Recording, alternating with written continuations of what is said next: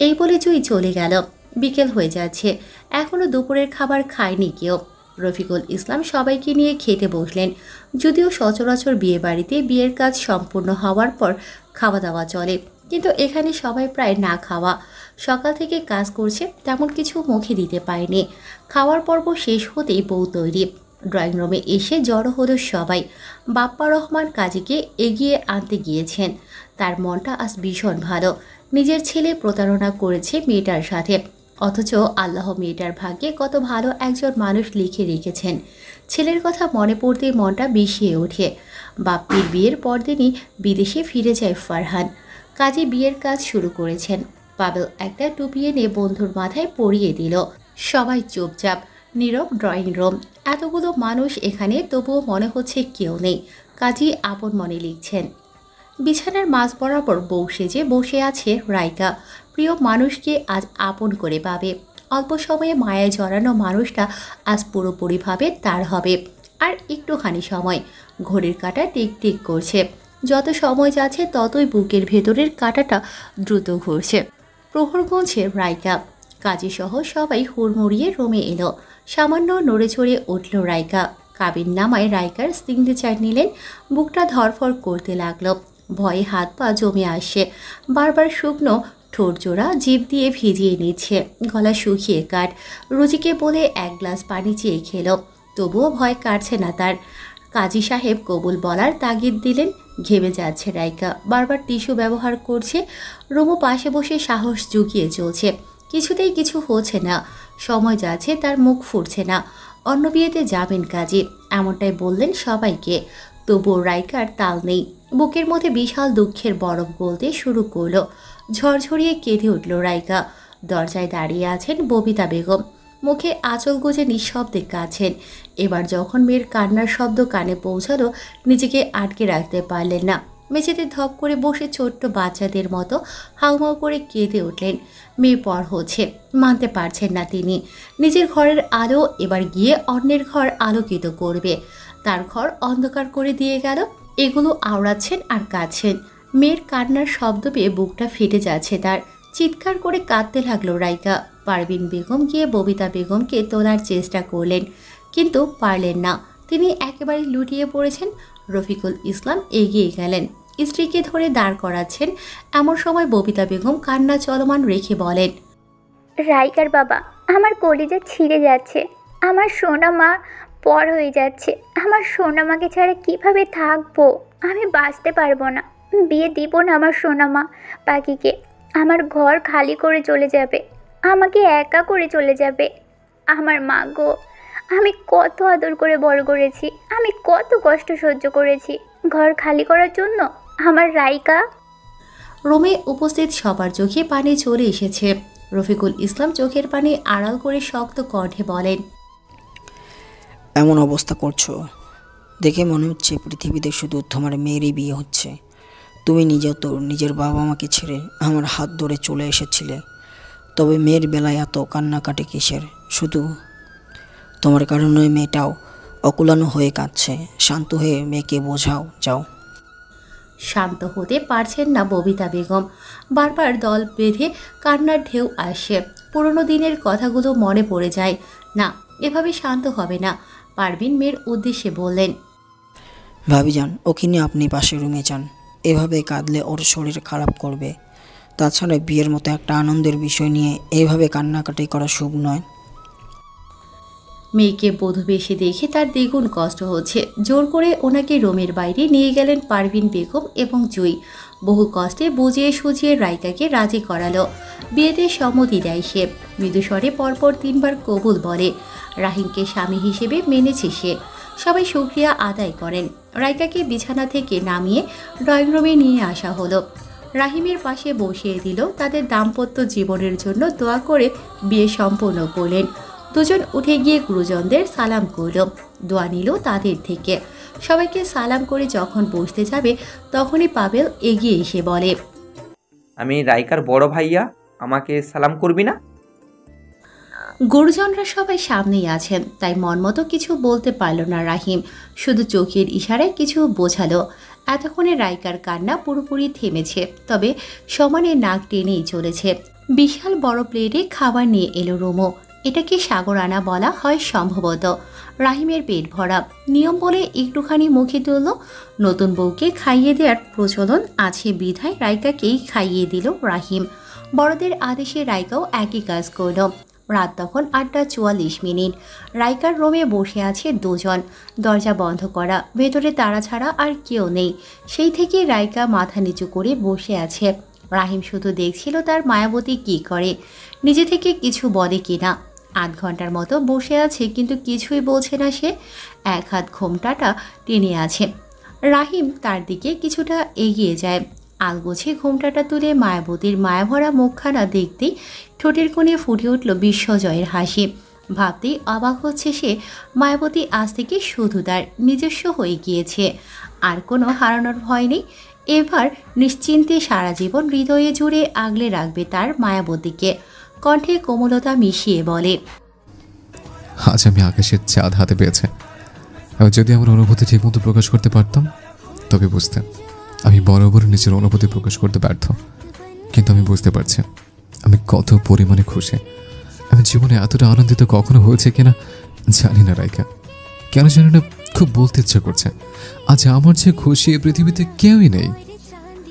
খানিকক্ষণ থেমে আবার বলে, এত সহজে তোমাকে পেয়ে যাব তা কল্পনা করতে পারিনি। তোমাকে ভালোবাসার আগে হারানোর ভয় করেছিলাম, তাই হয়তো আল্লাহ তোমাকে আমার করে দিয়েছেন। নিশ্চুপ রাইকা, তার মুখ দিয়ে কোনো কথা বেরোচ্ছে না, শুধু শুনছে দোকানে। রাইকার চুপ থাকা দেখে দুষ্ট হেসে রাহিম বলে, এইভাবে চুপ থাকলে বাসর হবে কি করে ম্যাডাম? কিছুতে বলো। লজ্জায় চোখ তুলতে পারছে না সে। রাহিম তার থুতনিতে ধরে মুখখানা উঁচিয়ে বলে, দেখি তো আমার পিচ্ছি বউটা লজ্জা পেলে কেমন লাগে। কাপা কাপা আঁখি দুটি তুলে চাইল রাহিমের পানে। রাহিম বুকে 2 হাত চেপে ধপ করে পেছন দিকে শুয়ে বলল, ইস, এই গোলগুলো আগে দুটো বাঁচতে দিবে না আমায়। ম্যাডাম ওভাবে দেখো না, ইতিমধ্যে তোলপা শুরু হয়ে গিয়েছে। রাহিমের অবস্থা দেখে হাসছে রাইকা। রাহিমের দিকে ঝুঁকল, দুটো মুখ খুব কাছাকাছি। রাহিমের গালে হাত বুলিয়ে মৃদু স্বরে বলল, এতটুকুতে এই অবস্থা? রাইকার হাত ধরে আচমকাই টান দেয় রাহিম। নিজেকে সামলাতে না পেরে রাহিমের বুকের সাথে লেপটে গেল রাইকার বুক। কোমল হাতে রাইকার কোমর স্পর্শ করে রাহিম। মুহূর্তেই কেঁপে ওঠে সে। চোখ সরিয়ে নিয়েছে অনেক আগেই। তার ক্ষমতা নেই এমন অবস্থায় সেই মানুষটার চোখে চোখ রাখার। রাহিম এক হাতে রাইকার হাত ধরে আছে। সে আপ্রাণ চেষ্টা চালাচ্ছে নিজের হাত মুক্ত করতে, কিন্তু পারছে না। তার ছোট্ট হাতে চুমু খায় রাহিম। ঘোর লাগা গলায় বলে, মায়াবতী তাকো আমার দিকে, তোমার মায়াভরা চোখে হারিয়ে যেতে চাই। আমাকে হারিয়ে দাও তোমার চোখে। মায়াবতী তোমার সঙ্গে মিশিয়ে নাও আমাকে, আমাকে ডুবিয়ে দাও তোমার ভালোবাসায়। ঘন ঘন শ্বাস নিচ্ছে রাইকা। তার বুকের ধুকপুক শব্দ রাহিমের কানে পৌঁছালো। বাঁকা হাসল সে। আস্তে আস্তে তার অবস্থা জটিল হচ্ছে। কোমর থেকে নিজের হাতটা সরিয়ে নিল, হাতটাও মুক্ত করে দিয়েছে। সোজা হয়ে বসে হাঁপ ছাড়ল রাইকা। চট করে রাহিমও উঠে রাইকার দিকে মুখ এগিয়ে বলল, এইটুকুনি কাছে এসছি আমি, তাতে ম্যাডামের কঠিন অবস্থা। যদি এর চেয়ে বেশি কাছে আসে তখন কি হবে? রাইকা নাক ফুলিয়ে উত্তর দিল, কি হবে আর, মরে যাব। ঠোঁট কামড়ে হাসে রাহিম। একটু অদ্ভুত ভঙ্গিতে বলে, আজ তবে মেরেই ফেলবো। ক্রমশ পরিবেশ থমথমে হচ্ছে। বন্ধ রুমে রাহিমের বলা কথাগুলো ক্ষণে ক্ষণে হৃদয় কাঁপিয়ে তুলছে। শুকনো ঢোক গিলে মিনমিন করে রাইকা বলল, এখন সঠিক সময় না। সামান্য নারাজ হলো রাহিম। অন্যদিকে নজর বসিয়ে বলল, বিয়ের আগে সঠিক সময় ছিল না মাঝে, কিন্তু বিয়ের পরই সঠিক সময় লাগবে, এটা কেমন কথা? নির্দ্বিধায় রাইকা বলে, সব কিছুরই সঠিক সময় থাকে। হয়তো আপনার কাছে এই সময়টা সঠিক মনে হচ্ছে, তবে আমি প্রস্তুত নই। আমার সময় প্রয়োজন। ঠোঁট গোল করে শ্বাস ছেড়ে শান্ত ভঙ্গিতে বলল, ম্যাডাম আজকে থেকেছি তোমার কাছে, শুধুমাত্র আজকের রাতটা। প্লিজ ম্যাডাম, আর কখনো বিরক্ত করবো না, প্রমিস। জাস্ট এই রাতটাই, আমি কিছুতেই মিস করতে চাই না আজকের রাতটা। আমার সময় লাগবে সাহেব, বোঝার চেষ্টা করুন আমায়। তুমি আমাকে একটু বলছো ম্যাডাম, 2 দিন বাদে মাঠে নামতে হবে, আবার 6 মাস পর কিছুদিনের ছুটে। এই 6 মাস তোমাকে এক নজর সামনে থেকে দেখতে পাবো কিনা সেটারও নিশ্চয়তা নেই। আর তো থামল রাহিম। কিছুক্ষণ অপেক্ষা করেও কোনো উত্তর পেল না রাইকার থেকে। সে মাথা নিচু করে বসে আছে। রাহিম আলগোছে বিছানা থেকে উঠে দাঁড়ালো, পাঞ্জাবি ঠিক করে নিল, ওয়ার্ড্রপের ওপর থেকে ফোনটা নিয়ে পকেটে ভরে নিয়ে ফের বিছানার পাশে এসে দাঁড়িয়ে বলল, ভালো থেকো ম্যাডাম, নিজের যত্ন নিও। আবার কবে দেখা হবে জানি না, আসছে। ধূপ করে উঠল বুকের মধ্যে। বিছানা থেকে লাফিয়ে নেমে এলো রাইকা। রাহিম দরজা খুলতে যাবে এমন সময় পেছন থেকে জাপটে ধরে তাকে। দরজার ছিটকিনি থেকে হাত সরিয়ে নিল। পেছন ফিরে রাহিম। রাইকা তখন তাকে ছেড়ে দিয়ে মাথা নিচু করে দাঁড়ায়। রাহিম শান্ত কণ্ঠে প্রশ্ন করে, কি হয়েছে, কোনো সমস্যা? রাহিমের এক হাত রাইকা দু হাতে ধরে চোখে চোখ বসিয়ে বলে, আমার কথায় রাগ করে চলে যাচ্ছেন? রাহিম মৃদু হেসে দুদিকে মাথা ঝেঁকে বলে, না পাগলি, আমি কখনো তোমাকে জোর করব না। আমি অপেক্ষা করতে পছন্দ করি, কেননা অপেক্ষার ফল সবসময় মিষ্টি হয়। তোমার যখন ঝড়ের সময় মনে হবে আমাকে ডেকো, আমি আসবো। দয়া করে মাঠে থাকাকালীন ডেকো না, তাহলে কিন্তু তোমার কাছে আসতে গিয়ে আমার চাকরিটাই চলে যাবে। প্লিজ ভুলেও এটা করো না। শেষের কথাটুকু বলে ফিক করে হেসে উঠল রাহিম। তার হাসি দেখে নিজেও ঠিক থাকতে পারল না, খিলখিল করে হেসে উঠল। রাহিম হাসি থামিয়ে বলে, রাগ করিনি আমি জাস্ট চাচ্ছিলাম আজকের দিনটা পরিপূর্ণ করতে। তবে তোমার অসুবিধা থাকতেই পারে, এবং সেদিকে খেয়াল রাখার দায়িত্বটা এখন থেকে আমারই। হাত কষলে কাচুমাচু করে চোখ নামিয়ে নিয়ে রাইকা বলে, আসলে আমার সমস্যা চলছে, ভাবি বলেছে এই সময় দূরে থাকতে। সামান্য গলা খাকারে দিয়ে নড়ে চড়ে দাঁড়ালো রাহিম। সে টের পেল রাইকা কি বুঝিয়েছে। অন্যদিকে চোখ বসিয়ে ছোট্ট সুরে বলল, সমস্যার সময় পেল না আসার। কথাটা রাইকা শুনেও না শোনার ভান করে বলে, আপনি চাইলে থেকে যেতে পারেন, তবে দূরত্ব বজায় রাখতে হবে। সমস্যা নেই, এত বেশি রাত হয়নি, চলে যেতে পারবো। আপনার সমস্যা হবে না, মায়ের সমস্যা হবে তো। তাছাড়াও সবাই কি ভাববে? রাহিম বিছানার উপর ধপাস করে বসে বলল, সবাই ভাববে তাদের মেয়ে রাতের বেলা জামাইকে তাড়িয়ে দিয়েছে। থেকে যান, এদিকের পথঘাট তেমন নিরাপদ না, অযথা বিপদে পড়বেন। ভালোবেসে তো আর থাকতে বলছো না মায়াবতী, লোকে কি বলবে সে চিন্তা করে থাকতে বলছো। একই ব্যাপার। কিভাবে একই ব্যাপার হয়? আপনি রাগ করছেন? হুম, সত্যিই সমস্যা। শুনেছি রে বাবা, আমি কখনো তোমাকে অবিশ্বাস করি না এবং করব না। আমার বিশ্বাস তুমি এর মান বজায় রাখবে। মাথা নেড়ে আশ্বাস দেয়। ব্যাগ থেকে টি শার্ট বের করে নেয় রাহিম। রাইকা বিছানায় বসা চুপচাপ দেখছিল রাহিম কি করে। কিছু না বলে সুরসুর করে ওয়াশরুমে ঢুকে গেল। স্বল্প সময়ের মধ্যেই ফ্রেশ হয়ে বেরিয়ে এলো রাহিম। শুধু পাঞ্জাবি পাল্টে টি শার্ট পরেছে, পরনে ট্রাউজারের ন্যায় সাদা পাজামা। মুখ মুছে তোয়ালেটা রাইকার দিকে এগিয়ে দিয়ে বলল, ফ্রেশ হয়ে এসো, যাও। তোয়ালে হাতে নিয়ে উঠে দাঁড়ায় সে। ওয়ার্ড্রপ থেকে তার পরার জন্য কালো রঙের প্লাজো এবং ডপ শোল্ডার টি শার্ট বের করলো। তা দেখে রাহিম বলে, অন্য কিছু বলা যায় না? সরু চোখে চেয়ে রাইকা বলে, এটা ভালো না? বাসায় পড়ার জন্য, বিশেষ করে রাতে পড়ার জন্য এর চেয়ে ভালো কিছু হয় না। আজকে রাতের জন্য তো অন্য কিছু পরা যায়। আচ্ছা বলুন কি পরবো? শাড়ি। রাইকা চোখ গোল গোল করে বলে, শাড়ি পাল্টে আবার শাড়ি? এতটুকু সময় কত কষ্ট হয়েছে জানেন, এখন আর সম্ভব না। তাছাড়া আমি সামলাতে পারবো না। আমি তো আছি, আমি সামনে নেব। পরতে পারি না। আমি পরিয়ে দেব। শাড়ি পরলে ঘুমোতে পারবো না। ঘুমোতে হবে কেন? বাসরাতে কেউ ঘুমায় নাকি? কাল পরবো। রাইকা গাল ফুলিয়ে বলে, আপনি একটা না একটা বিপদে ফেলবেনই আমায়। রাহিম বাঁকা হেসে বলে, আমি যে ব্যাগ থেকে টি শার্ট বের করেছি সেই ব্যাগে দেখো শাড়ি আছে। এই বলে বিছানায় গা এলিয়ে দেয়। রাইকা ব্যাগে হাত চালায়। লাল টুকটুকে একটা জামদানি শাড়ি পায়। সেটা নিয়ে ওয়াশরুমের দিকে পা বাড়াতেই পেছন থেকে রাহিম বলে, শাড়ি রেখেছ ম্যাডাম, একা পড়তে পারবে না। তার কথা মতো শাড়ি রেখে গেল। অবশ্য রাইকা শাড়ি পরতে পারে, তখন মিথ্যে বলেছিল। আর এখন চাচ্ছে রাহিম যেন তাকে নিজ হাতে শাড়ি পরিয়ে দেয়। ফ্রেশ হয়ে এলো, গায়ে একটা ওড়না জড়িয়ে আছে। রাহিম বিছানা থেকে উঠে শাড়ির ভাঁজ ভেঙে প্রস্তুতি নেয়। রাইকা শাড়ি দেখে বলে, অনেকটাই পাতলা, এমন শাড়ি মোটেও ভালো লাগে না আমার।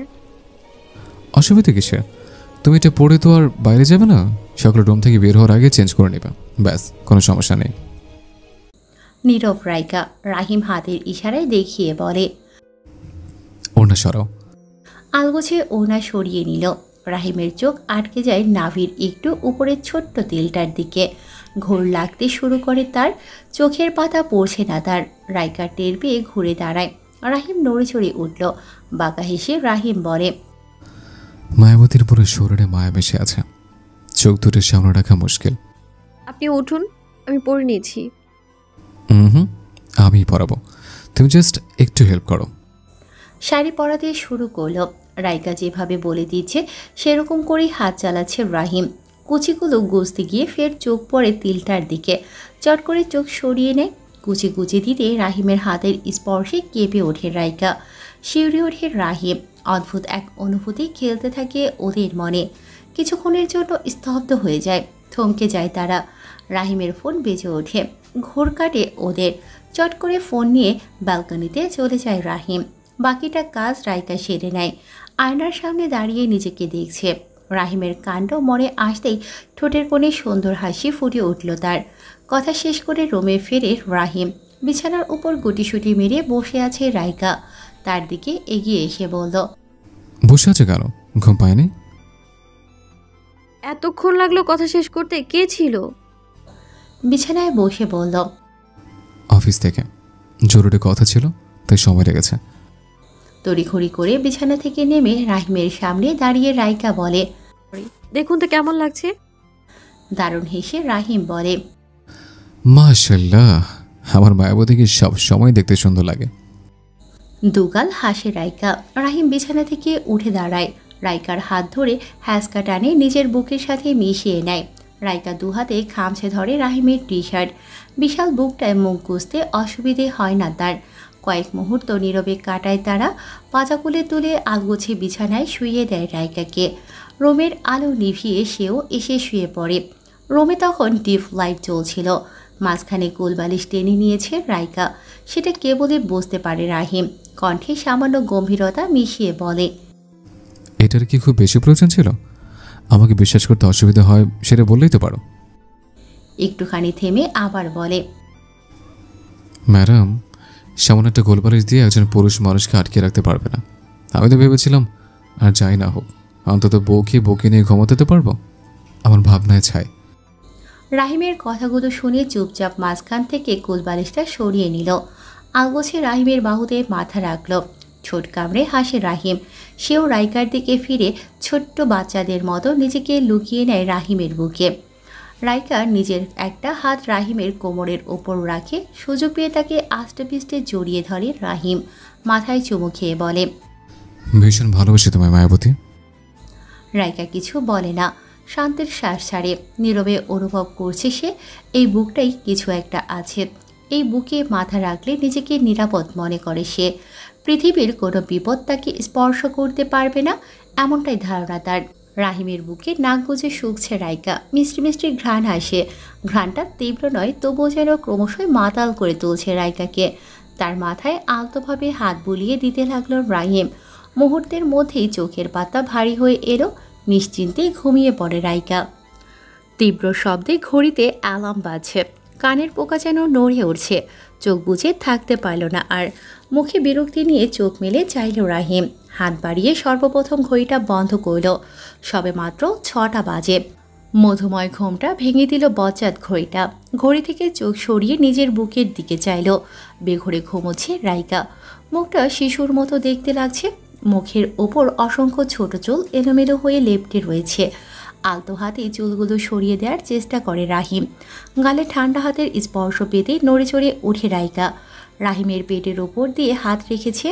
রাহিম পা নাড়াতে গিয়ে আবিষ্কার করলো তার পায়ের ওপর রাইকা নিজের পা তুলে রেখেছে। কুলবালিশের ন্যায় জড়িয়ে আছে তাকে। তার কাণ্ড কারখানা দেখে রাহিম বাঁকা হাসে। আস্তে ধীরে উঠতে যায় রাহিম। পেটের ওপর থেকে হাতটা সরিয়ে দিল নীরবে। রাইকার মাথার নিচ থেকে নিজের হাতটা সরাতে রাইকা চিত হয়ে যায়। রাহিম উঠে বসতেই তাক লেগে যায়। রাইকার শরীরে শাড়ি তেমন নেই বললেই চলে। বুকের কাজটা আরও উন্মুক্ত। পুরো পর্যন্ত পেটিকোট উঠে রয়েছে, ধবধবে উড়ো ভাসছে রাহিমের চোখের সামনে। বুকের ভেতর অদ্ভুত মোচড় দিয়ে ওঠে, মাথায় দুষ্টু কিছু ঘুরপাক খেতে লাগে। মন চাইছে কিছু একটা করতে, ঘুমিয়ে থাকা মানুষটার অগোচরে কিছু করতে ইচ্ছে করছে, ভীষণ ইচ্ছে করছে, যেটা করলে সে টের পাবে না, সেটাই করতে মন ব্যাকুল হচ্ছে। আচমকা শরীর ঝাঁকুনি দিয়ে উঠল, কিছুটা ঘোর কাটতে আয়ত্তে এলো, অসহায়ত্বের সুযোগ দিতে নেই। সে নিজের স্ত্রী হোক বা যে কোনো জন, সে এখন ঘুমিয়ে আছে, অর্থাৎ সে অসহায়। ঘুমের মাঝে যদি কেউ প্রাণটুকু বাহির করে নেয়, তবুও তারা নিজেদের রক্ষা করতে পারবে না। সেই শক্তিটুকু ঘুমের মাঝে তখন কারো থাকে না। দ্রুত চোখ দুটো নিয়ন্ত্রণ করে রাহিম, অন্যদিকে ঘাড় ঘুরিয়ে নেয়। আলতো হাতে স্ত্রীর বেসামাল হয়ে যাওয়া কাপড়টুকু সামাল করে দেয়। শাড়ির আঁচল রাইকার পিঠের তলায় আটকে রয়েছে, তাই সেটা ঠিক করতে পারেনি। বিছানা থেকে উঠে গিয়ে জানালার পর্দাগুলো সরিয়ে নিল।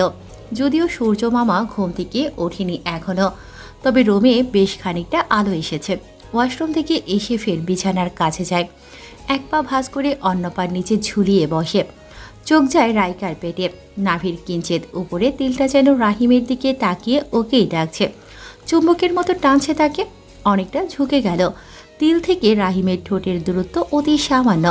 হাজার চেষ্টা করেও নিজেকে ধরে রাখতে পারল না, ঠোঁটজোড়া ছুঁয়ে দিল তিলটায়। হালকা কাঁপল রাইকার পেটটা, তবে তার ঘুম অটুটি আছে। সোজা হয়ে বসল রাহিম। 6:40 বাজে। রাইকার ঘুম কখন ভাঙবে তার ঠিক নেই। রাহিম আবারও চিৎপটাং হয়ে শুয়ে পড়ল। একা কি করবে জেগে থেকে, তার চেয়ে ঢের ভালো আরও কিছুক্ষণ ঘুমোনো। রাইকার দিকে ফিরে শুয়েছে, গালের নিচে হাত গুজে আনমনা হয়ে তার মুখখানা দেখতে লাগলো। উপলব্ধি করে রাহিম এই ছোট্ট সহজ সরল মুখখানার পানে চেয়ে লক্ষ কোটি বছর কাটিয়ে দিতে পারবে, তবুও কোনো বিরক্তির ছাপ পড়বে না মনে, মিটবে না তার মায়াবতীকে দেখার স্বাদ। তাকে দেখতে দেখতে যদি মৃত্যুও ঘটে, তবুও রাহিমের অসম্পূর্ণ ইচ্ছে হয়ে রয়ে যাবে। সে তার মায়াবতীকে মন ভরে দুদণ্ড শান্তিতে দেখতে পায়নি। ঘুমের ঘরে রাইকা কেমন যেন করছে, তার মুখভঙ্গি দেখে শব্দ করে হেসে উঠল। কানের কাছে তীব্রভাবে হাসির শব্দ হওয়ায় চোখ মিটমিট করতে লাগলো রাইকা। তা দেখে যথাক্রমে নিজের হাসির শব্দ কমিয়ে নেয় রাহিম। মুখে হাত চেপে ধরে আছে সে। রাইকা চোখ মেলতে চোখের সামনে রাহিমকে ড্যাব ড্যাব করে চেয়ে থাকতে দেখে ভড়কে গেল। মাথা পেছন দিকে সরিয়ে নিল, হাতের তালু দিয়ে চোখ দুটো কসলাতে কসলাতে ঘুমো ঘুমো গলায় হাই তুলে বলে, আপনি কানের উপর এসে ওভাবে শব্দ করছিলেন? আমাকে ডাকলেই তো পারতেন, অযথা কানের পোকা নাড়ানোর কি দরকার ছিল? রাহিম শান্তভাবে বলে, এত ঘুমায় মানুষ? এত কোথায়, ঘড়িতে অ্যালার্ম দিয়ে রেখেছি, 6টা বাজলেই অ্যালার্ম বেজে উঠবে, তখন আমিও উঠে যাব। ঘুমান, ভোর হয়নি এখনো। ম্যাডাম, অলরেডি 7টা বেজে গেছে। আগামী 24 ঘন্টা অপেক্ষা করো, তারপর অ্যালার্ম বেজে উঠবে, তখন তুমিও বিছানা ছেড়ে ওঠো, কেমন? চোখ গোল গোল করে লাফিয়ে উঠল, কিন্তু সোজা হয়ে বসতে পারল না। পরক্ষণেই অন্যপাশ হয়ে শুয়ে পড়ল। তার মাথা থেকে একেবারে বেরিয়ে গিয়েছিল, সে শাড়ি পরা অবস্থায় ঘুমিয়েছে। উঠে বসে যখন নিজের দিকে তাকালো, চোখ দুটো ছানা বড়া হয়ে গেল। রাইকার এমন কীর্তিকলাপ দেখে পেট ধরে হাসতে হাসতে বিছানায় গড়াগড়ি খাচ্ছে রাহিম। কিছুতেই থামছে না তার হাসি, অথচ ওদিকে রাইকা রেগে মেগে একাকার হয়ে গিয়েছে। আলগোছে সময় নিয়ে নিজেকে পর্যাপ্ত পরিমাণে কাপড়ে ঢেকে নিতেই সক্ষম হলো। এখনও থামেনি রাহিমের হাসি। দুহাতে তার গলা টিপে ধরে দাঁতে দাঁত চেপে রাইকা বলে, হাসি বন্ধ করুন, নয়তো মেরে ফেলবো কিন্তু। হাসি থামানোর পরিবর্তে রাইকার কোমর ধরে চাপ দেয় রাহিম। সঙ্গে সঙ্গে বুকের ওপর লেপ্টে পড়ে, দুহাতে নিজের বুকের সাথে শক্ত করে চেপে ধরে বলে, এইভাবে বেশি দিন দূরে থাকলে এমনিতে মরে যাব। রাইকা চোখ নামিয়ে নিয়ে মুচকি হেসে ছোট্ট করে বলে, অসভ্য লোক। রাহিম বুকের সাথে খানিকটা বেশি চাপ দিয়ে বাঁকা হেসে বলে, পৃথিবীর প্রত্যেকটা স্বামী তার স্ত্রীর কাছে অসভ্য। একটু থামে রাহিম, ঠোঁট কামড়ে হেসে আবার বলে, আমার আপত্তি নেই অসভ্য হতে, বউয়ের কাছ থেকে আদর যত্ন পেলেই হলো। রাইকা মুচড়ামুচড়ি করে নিজেকে ছাড়ানোর জন্য, কিন্তু পারে না। এতটাই শক্ত হাতে চেপে ধরেছে তাকে। একটুখানি মিথ্যে রাগ দেখিয়ে বলল, আপনি অনেক খারাপ, ছাড়ুন আমায়। স্বামীগিরি দেখাতে এসছে। আমি যে ওভাবে ঘুমিয়েছিলাম তখন তো ঠিক করে দেননি আমার শাড়ি। তোমাকে ওভাবে দেখতে ভীষণ সুন্দর লাগছিল, তা ঠিক করে দেয়নি, মনে মনে ফিল নিচ্ছিলাম। মুখ টিপে হাসে রাহিম। তার হাসিতে রাইকার গায়ে যেন বিশাল আকৃতির ফোসকা পড়ছে। নিজেকে তো ছাড়াতে পারছেই না, তার ওপর অমনধারা কথাবার্তা শুনতে হচ্ছে। চোখ মুখ খিচিয়ে উচ্চস্বরে বলে উঠল, আমি আগে জানতাম না আপনি এতটা অশুভ, তবে এটাই আপনার আসল চেহারা। এতেও রাহিমের কিচ্ছু যায় আসে না। সে মুখে টান টান দুষ্টু হাসি ঝুলিয়ে বলল, আগে পরপুরুষ ছিলাম, এখন তোমার নিজের পুরুষ হয়েছে, চেহারাতে ভিন্ন লাগবে। ছাড়তে বলেছি কিন্তু ব্যথা লাগছে, ছাড়ুন। কোথায় ব্যথা লাগে আমাকে বলো, আদর করে দিচ্ছে। আমার শ্বাস নিতে কষ্ট হচ্ছে, প্লিজ। সামান্য ধরেছে, এতে শ্বাস নিতে কষ্ট হচ্ছে বউ?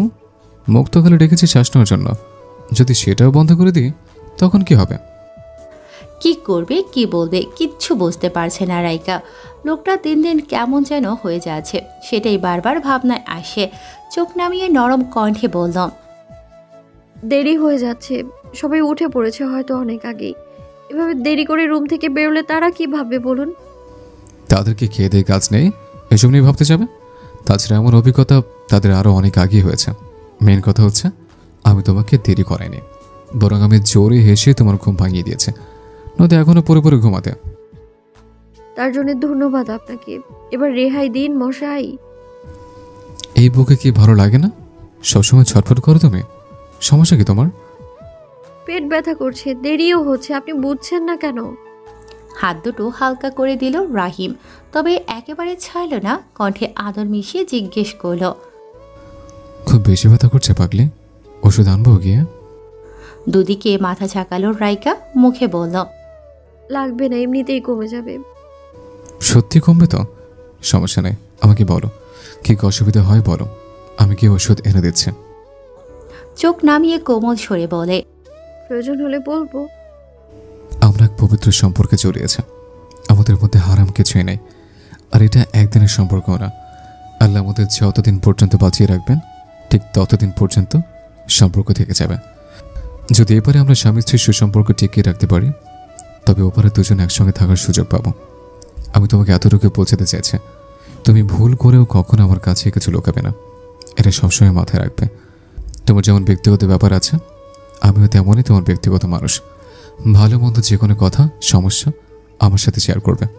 এই মুহূর্তে তোমার পেটে কত পরিমাণ ব্যথা হচ্ছে তা আমি জানি না, এবং কোনো মানুষের পক্ষে তা জানা সম্ভব না যতক্ষণ পর্যন্ত তুমি মুখে না বলবে। তুমি শুধু নির্দ্বিধায় বলবো, তারপর আমি নিজের দায়িত্ব কর্তব্য পালন করব। আলগোছে রাহিমের বুকের ওপর মাথা রাখে রাইকা। বুকে গরম কিছু অনুভব করায় ঘাড় উঁচিয়ে রাইকার মুখ দেখার চেষ্টা করল, কিন্তু পারল না দেখতে। কেমন যেন সে বুকে এসে মিলিয়ে যায় একেবারে। কিছু আন্দাজ করতে পেরে রাইকার বাহুতে হালকা ঝাঁকি দিয়ে বলল, সাচ্চা বলে কেউ কাঁদে বলো? খেতো না। বুক থেকে মাথা সামান্য তুলে উপরের দিকে গেল। ঠিক রাহিমের কানের কাছে মুখ গুজিয়ে এক হাতে মাথা আগলে রাখে।